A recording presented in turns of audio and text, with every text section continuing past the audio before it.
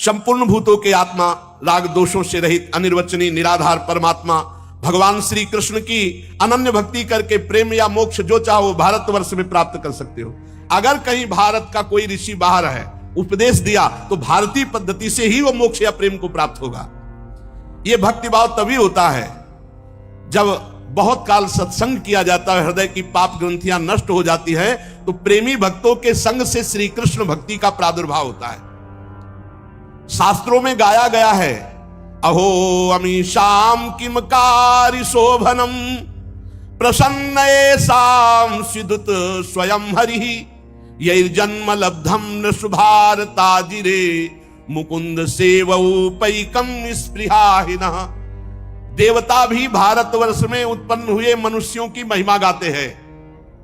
अहो धन्य है उनका जन्म जो भारतवर्ष में मनुष्य योनि में जन्मे।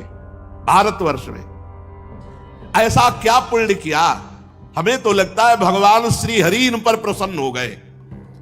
भारतीय मनुष्यों पर सौभाग्य जो है उसके लिए देवता कहते हैं हम भी तरसते हैं। इसलिए गोस्वामी जी ने लिखा, बड़े भाग मानुष तन पावा सुर दुर्लभ सदग्रंथन गावा। हम कठोर यज्ञ, तपस्या, व्रत और दानादि के द्वारा तुच्छ स्वर्ग लोकों का अधिकार प्राप्त किया।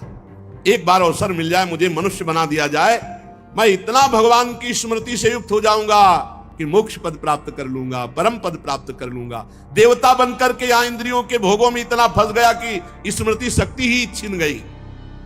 धन्य है भारतवासी जो भगवान श्री हरि के चरण कमलों की स्मृति में तन्मय है। ये स्वर्ग क्या है? यहां के निवासियों की एक एक कल्प की आयु होती है, किंतु भोगों में वो एक कल्प थोड़ा समय सा निकल जाता है और उन्हें फिर संसार चक्र में पड़ना पड़ता है। अरे स्वर्ग की क्या, ब्रह्मलोक में भी ऐसा ही है।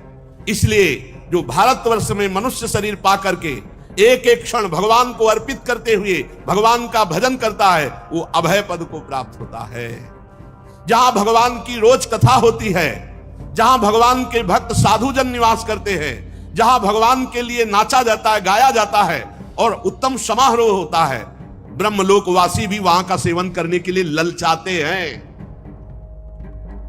जिन जीवों में भारतवर्ष में जन्म लेना और विवेक बुद्धि प्रकट होना और द्रव्य आदि सामग्रियों से भगवान की आराधना करना, वो आवागमन चक्र से मुक्त हो जाते हैं, वो फांसी से माया की मुक्त हो जाते हैं। इन भारतवासियों का कैसा सौभाग्य है कि जब ये भाव में भरकर भगवान की आराधना करते हैं तो ये अपने को ही नहीं, सातरत सा लोकान तारयते, लोकों के लोकों को तार देते हैं। श्री हरि प्रसन्न हो जाते हैं। ये सकाम भाव करके फंस गए, सकाम भाव करके फंस गए। ये सकाम भाव को ही तोड़ने के लिए मानव जन्म मिला है, कामनाओं का त्याग करने के लिए। क्योंकि एक वस्तु मांगोगे मिलेगी तो चार वस्तुओं की मांग फिर खड़ी हो जाएगी। इनका कभी तारतम्य मांग का टूटेगा नहीं। भजन के द्वारा कामनाओं का ही नाश कर दो। इच्छा समाप्त होना ही मुक्ति है, इच्छा समाप्त होना ही आवागमन से रहित हो जाना है। इसलिए देवता लोग भी भारत में मनुष्य जन्म पाने की आकांक्षा करते हैं। हे राजन,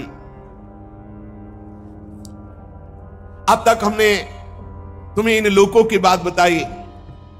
अब एक राजा सगर थे, उन्होंने अपने पुत्रों को यज्ञ के घोड़ा ढूंढने के लिए भेजा, तो उन्होंने पृथ्वी को चारों ओर से खोद डाला। जम्बू द्वीप के अंतर्गत 8 उपद्वीप बन गए। स्वर्णप्रस्थ, चंद्र शुक्ल, आवर्तन, रमणक, मंदर हरिण, पांचजन्य, सिंघल और लंका, ये जम्बू द्वीप के अंतर्गत बन गए। श्री सुखदेव जी कहते हैं, परीक्षित, जैसा हमने अपने गुरुदेव श्री कृष्ण द्वैपायन जी के मुख से सुना, ठीक वैसा तुम्हें जम्बू द्वीप के वर्षों का विभाग सुनाया। अब राजन, तुम्हें परिमाण, लक्षण और स्थिति के अनुसार प्लक्ष आदि द्वीपों का वर्णन करेंगे। अपनी तरफ से हम प्रार्थना करते हैं, नाम न छूटे, हमारे द्वारा कोई गलत आचरण न हो और आचार्य वाणी का गायन अत्यंत अनिवार्य, और बिना भोग लगाए कोई भी पानी या पदार्थ ना पाओ। अपने आप भगवत प्राप्त हो जाओगे, अपने आप गुरुजन प्रसन्न हो जाएंगे, श्री जी प्रसन्न। ज्यादा खोपड़ी लड़ाने की जरूरत नहीं है, हम उनके बच्चे हैं, और उन्हीं की रची हुई माया है, ये किसी और की गैर की रची हुई नहीं। जब हम उनकी शरण में होंगे तो माया नाम की कोई चीज नहीं। आप बिल्कुल भयभीत ना हो, ये सारी जिम्मेवारी हमारी नहीं है, उनकी भी है। ये खेल किसका रचा हुआ है? उनका। बीच पाले में सिंहासन में बैठे हैं वो, माया भी उन्हीं की है और हम भी उन्हीं के हैं, और कबड्डी का खेल खिलवा रहे हैं। जीत हमारी होगी। क्यों होगी जीत? इसलिए जीत होगी कि हम उनकी शरण में हैं। जैसे भी उनकी शरण में, जीत हमारी होगी। खेल दोनों उन्हीं का है।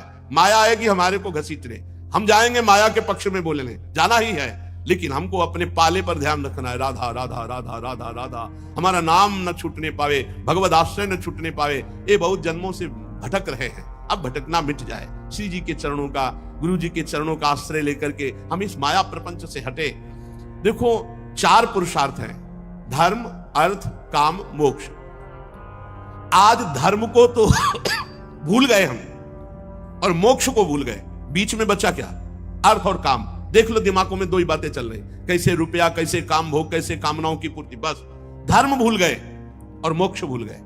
और जो धर्म को धारण करता है तो अर्थ और कामना ये दोनों पवित्र हो जाते हैं। धर्म से कमाया हुआ धर्म पवित्र कामनाएं प्रकट करता है और पवित्र कामना की पूर्ति मोक्ष अभिलाषा प्रकट कर देती है। तो हमारा उद्देश्य है जन्म मरण के चक्र से मुक्त होकर भगवान के प्रेम में डूबना, भगवान के आनंद में डूबना। उसके लिए अब कुछ भी छोड़ना पड़े, कुछ भी छोड़ना पड़े, आप नहीं रुकने वाले।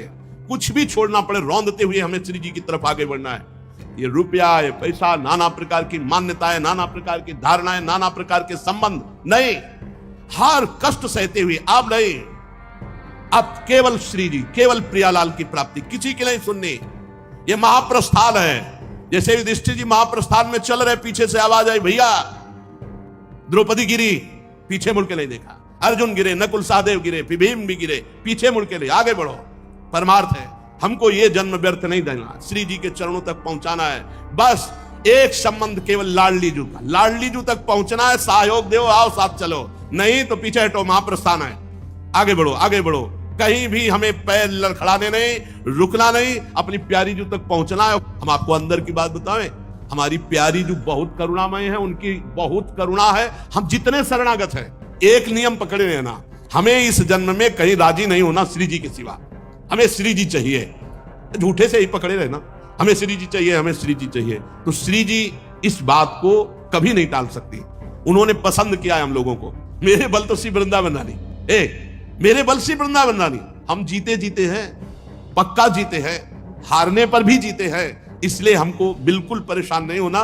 इनकी दुरंत माया है जो हमारे प्राण प्रीतम है, हमको बिल्कुल नहीं डरना। हमें इसी जन्म में भगवत प्राप्ति होगी, पक्का दिमाग में चढ़ा लो। कोई नहीं रोक सकता, कोई नहीं रोक सकता, कोई नहीं रोक सकता। 3 बार कह रहे, वृंदावन में कह रहे, हम श्री जी की शरण में, तो हमको भरोसा करना है, वो हमें स्वीकार किए, हमें पार, और किसी के नहीं सुनना। हमारा सिद्धांत श्री जी, श्री जी की शरण में, श्री जी की कृपा से श्री जी की प्राप्ति।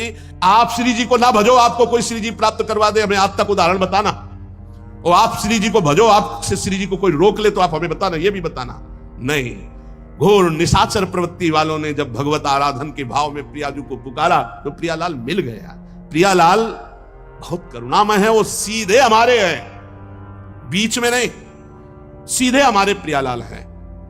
बस जो नाम मिला, जो मंत्र मिला, जो वाणी मिला, बस उसी को पकड़ लो। ये ढांचे अलग अलग हैं, सब में वही गरज रहे, वही बरस रहे।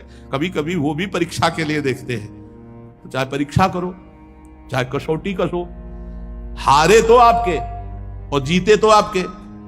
नंबर में हमारे कमी नहीं होगी, पक्का समझ लो।